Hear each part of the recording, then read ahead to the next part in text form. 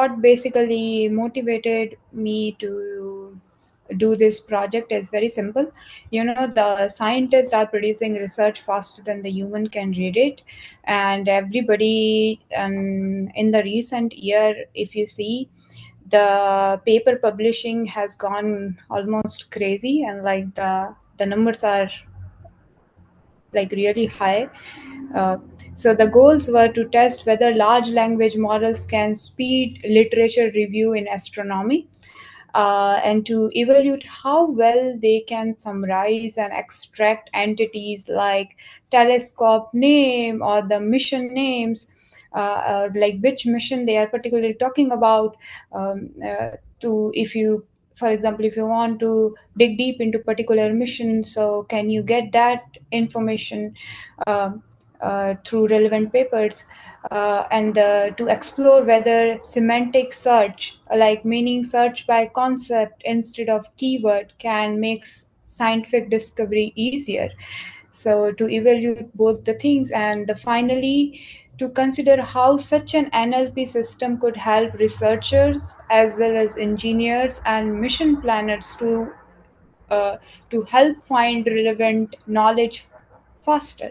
So these were the motto behind this research. Moving on to the background and what is already done is, like, in astronomy, the volume of publication keeps on increasing. As I mentioned before, around 25,000 new papers every year, and as well as the manual review just isn't applicable or scalable anymore in this scenario. Observatories reported that even staff scientists can't classify all new papers each month, because the numbers are the like volume of publication is that much, and the keyword searches are very limited. For example, searching for Kepler might refer to Kepler's law or the Kepler's telescope. So there are like room for improvement here. And furthermore, like, that's why domain specific models, for example cybert, were deployed. Like they perform much better in terms of understanding the scientific text as compared to any other regular LLM.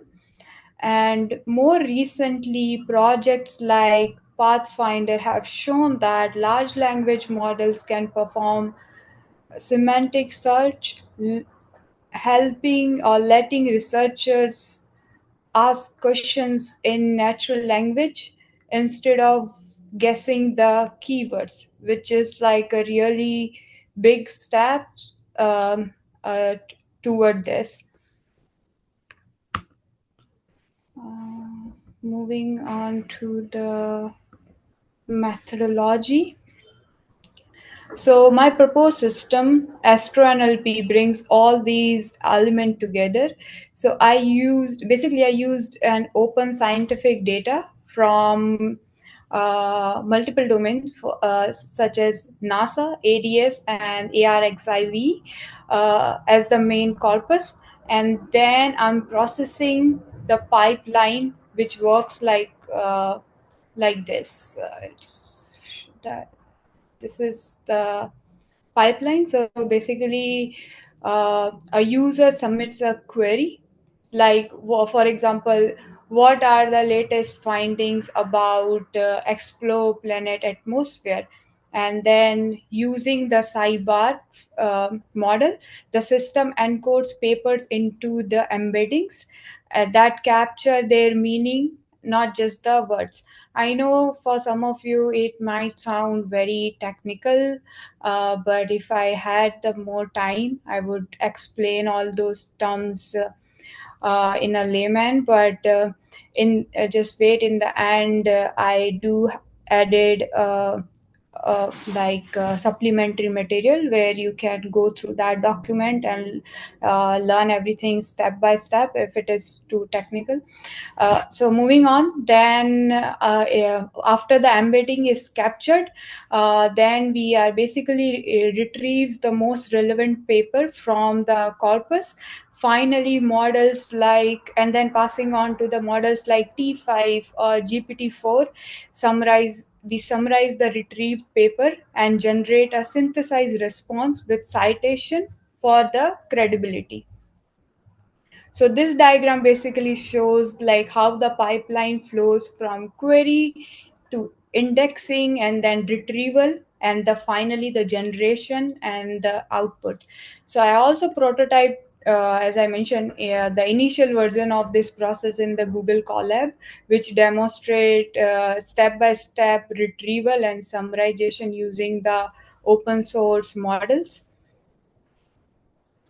Yeah, moving on to the expected result. So, based on the prior research, here's what I expect in terms of summarization.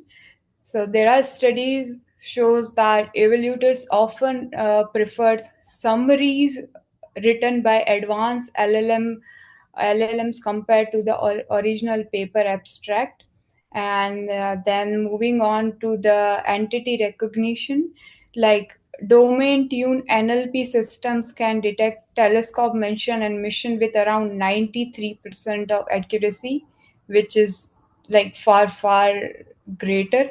And then we have the literature navigation. For example, as I talked earlier, projects like Pathfinder shows that semantic search can find relevant studies which might missed by the keyword based system.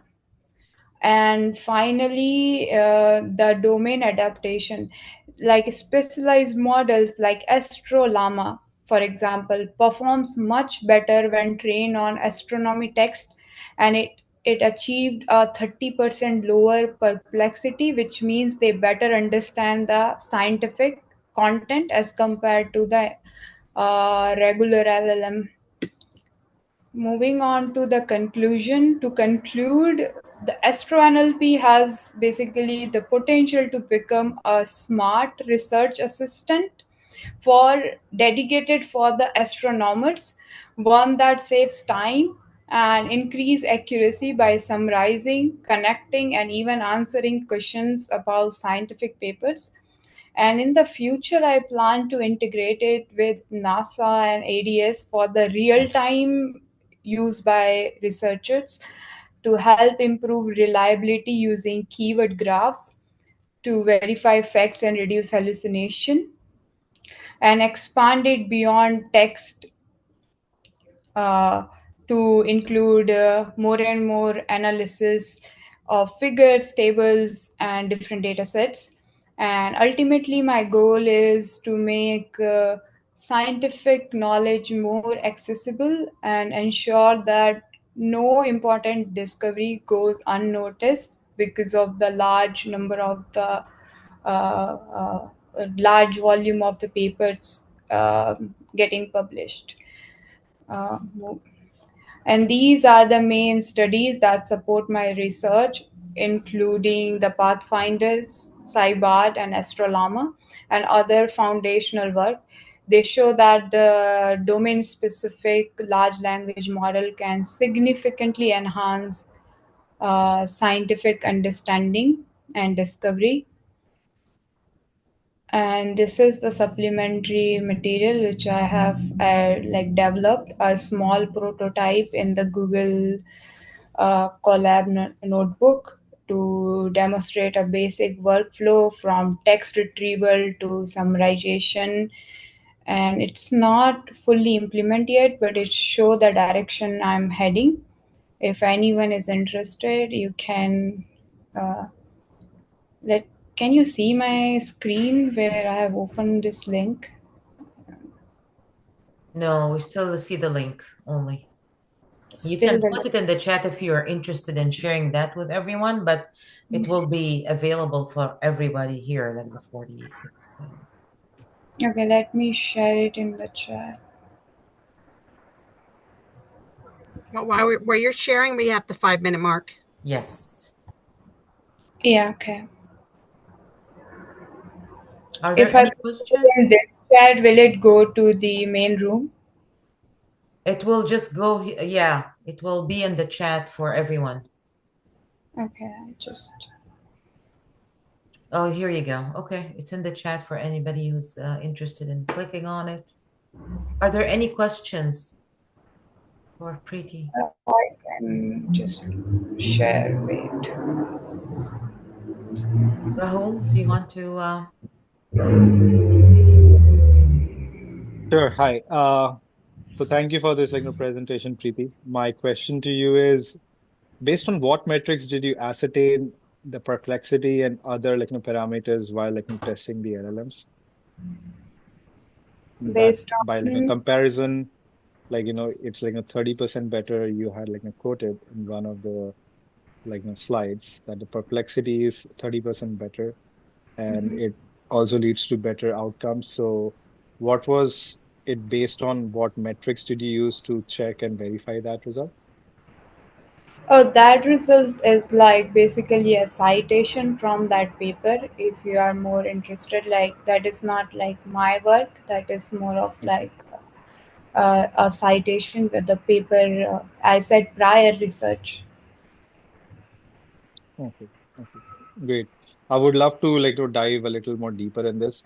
Mm-hmm. And since I am in this domain, so I'm equally more interested. But one of the other things that we do check when we implement any RAG based solution or any other solution, maybe through distillation or any other process in the LLM. One of the Mm-hmm. main things that is a problem is that how do we ascertain what uh, on what test should we undertake to actually check it? Do we include a human in the loop to actually test the outcomes, or do we run through a basic set of parameterized Mm-hmm. tests like you have for judging LLMs? So my question was that I would love to go in more deeper with this, and I'll check your link. Thank you. Okay. Yeah, so like generally we have the precision recall F1 scores to compare these matrices, right? If for the results, Yeah. if you use different models and then we compare all these metrics, and then there's three can be all these three same metrics can be applied to AstroNLP as well, and then you can compare. And as you mentioned, if you want to have a human in the loop, yeah, that comparison with the model, that would be great. Yes. Yeah. So thank you, Preeti. All right. There's another question here in the chat. Are you planning to use any retrievers similar to RAG? RAG? I like I I to understand the question correctly, it's like am I plan to use a retrieval for my project like a reg setup? I would say yes. I do plan to use a retrieval augmented pipeline. Right now, AstroNLP is like designed with a hybrid retrieval layer that can combine like both semantic and keyword based search. So like yeah, the system will definitely use a retriever, and like I'm planning to do a hybrid setup where like using sidebar embeddings stored in fias or quadrant, and then combined it with like for example BM25 for keyword precision. All right. How do you minimize hallucinations? Yeah, hallucination is like right now it's the thing with LLM.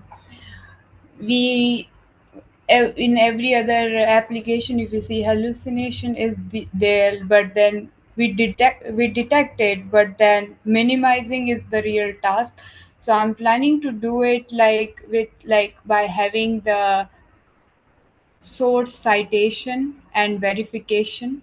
That would be the one thing. Like, I instruct the model to include the citation, for example, paper title or DOIs, and like when the output is generated, those things you will see.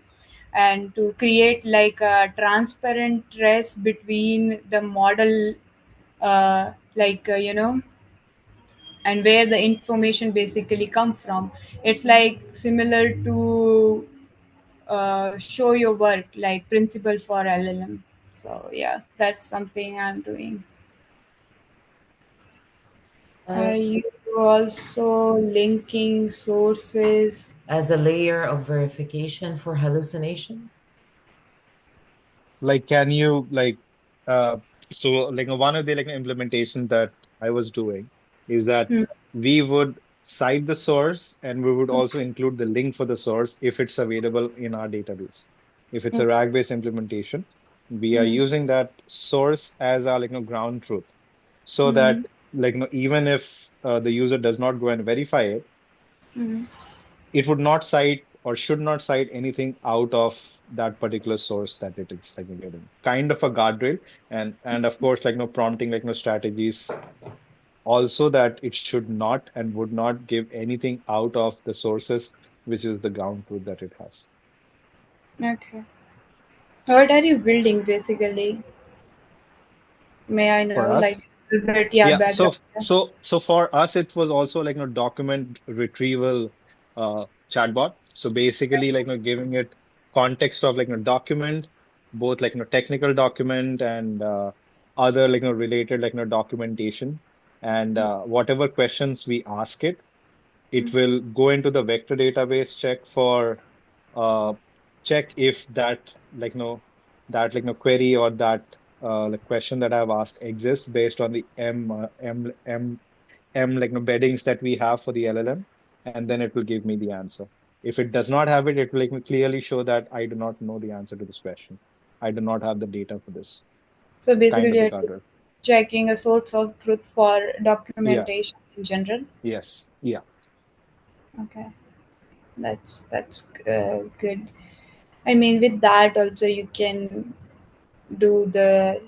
Uh, you are already doing the source of truth of documentation if you want to further enhance it. I am working on my other project, which is like how do you make, like, by mistake, if we upload a documentation to like LLMs, right, to ChatGPT, Hmm. for example, you upload your blood test report, or like for example, some financial analyst decide to upload your something, and then all your personal information get leaks, right? Yeah. So to do that, like basically I was working on like how to sanitize the text first before it ever reaches to LLM. Reaches. Yeah. Our strategy for that is, we have a little bit of extra work in loading the data to it. We Mm-hmm. just don't we don't ingest the data directly, like we have a repository and we just give the repository as our RAG model. Mm-hmm. We filter out the data, so our we have a pre-processing pipeline, and through that we only filter out those data which is relevant, is complete, so that we can give it the context. We don't give the entire set of things to it. Okay, makes Kind of sense. data pre-processing that we have. Okay, so do you also study in this? You're a student here?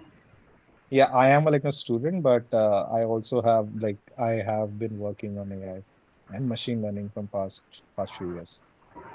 That's good to know. Okay. All right. Yeah, thank you, Preeti. Great discussion. Thank you so much.